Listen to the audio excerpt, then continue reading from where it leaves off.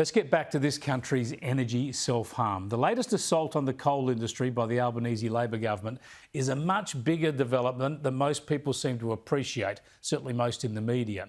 You know, I suspect because it involves Clive Palmer, a man who's happily associated himself in the past with dinosaurs and then who was able to pivot on a dime or two to associate himself also with Al Gore, the mining magnate and the climate catastrophist there together. What an odd couple.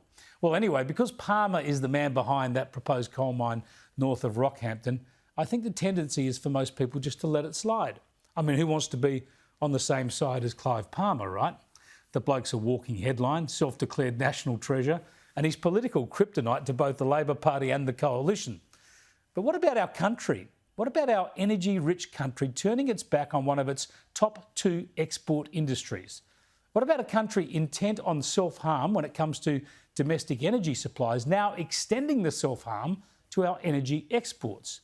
We are robbing our children of future prosperity. We're robbing other nations of the energy they need, and we're doing nothing for the environment. There's no threat to the reef.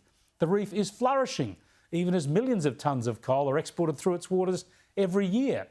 There's no gain here. There's only pain for our country. And in this perilous time of strategic threats and a belligerent, expansionist China, we look, we look pretty foolish as a country that chooses not to exploit our own resources. We choose to leave them in the ground. The world wants them. The world needs them. They'll only get them from elsewhere in the meantime. And we just have to hope that no country in the future decides to cut out the middleman.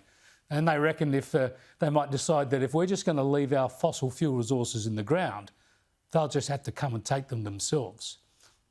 Let's go to former Resources Minister Keith Pitt in Canberra. Excuse me while I cough here, Keith. I've got a bit of a COVID overhang myself, Keith. Let's get your reaction to that. It's an astonishing decision for the federal government to come in, first time ever using these laws, and just wipe out a prospective exporting coal mine in your state. Oh, I'm sure it's got nothing to do with the fact that Tanya had the Greens run second in the seat of Sydney. Nothing at all, Chris. But these things have to be assessed technically. And Clive's also got an over 1,000 megawatt coal-fired power station, which is net zero on the table in Queensland, and they won't approve that either. And when it comes to Labor, mate, don't listen to what they say, look what they do.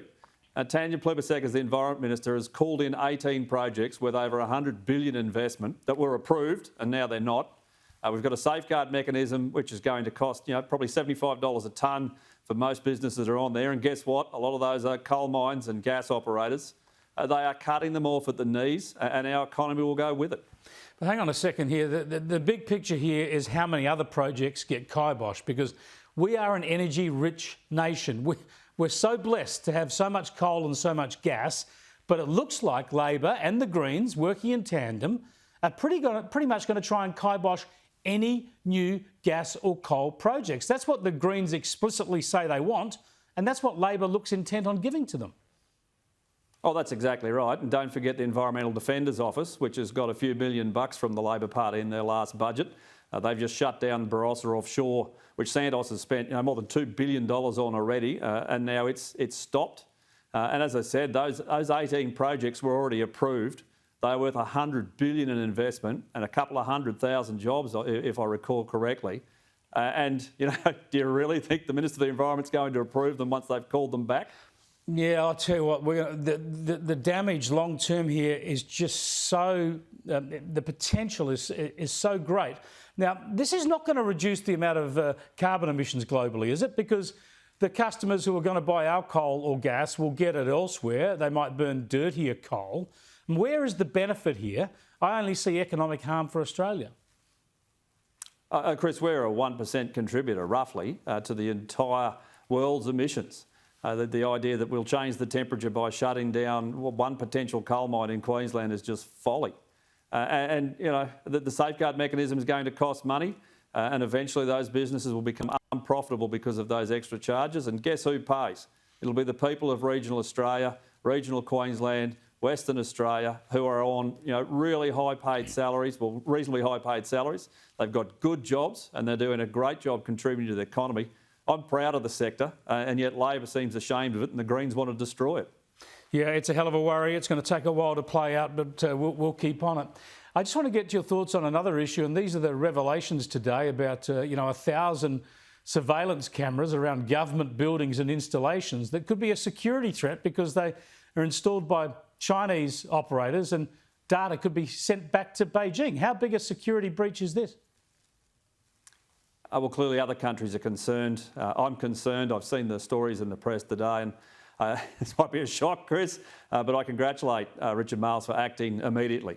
Those cameras have to go. We know that China's got very advanced, very high level agencies around the world who are gathering data and information. I think they're second only to Russia. We know that there's third-party actors who are getting involved in social media and getting involved in election campaigns. That is all bad for democracy. We need to make sure it's stamped out. Now, obviously, some of these cameras, if not most of them, would have been installed under a coalition government. This is a mistake that's occurred while you're in government.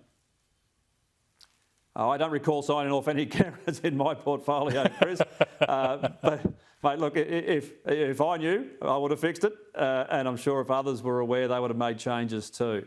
But, I can't cover every single department into the tens of thousands of public servants that work for the Commonwealth, work for the people of Australia and the federal government. It's been identified. It'll get fixed.